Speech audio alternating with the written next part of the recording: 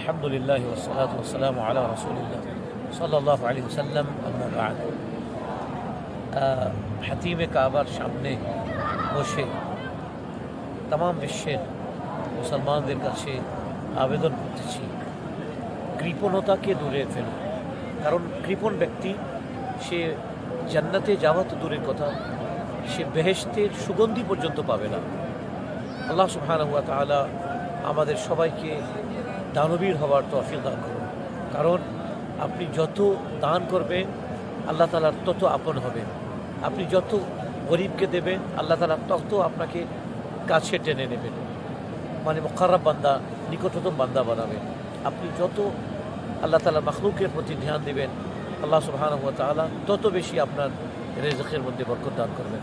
আল্লাহ তাআলা আমাদের সবাইকে কৃপণতা থেকে মুক্তি পাবার তৌফিক দান করুন। আমিন। আসসালামু আলাইকুম ওয়া রাহমাতুল্লাহি ওয়া বারাকাতুহু।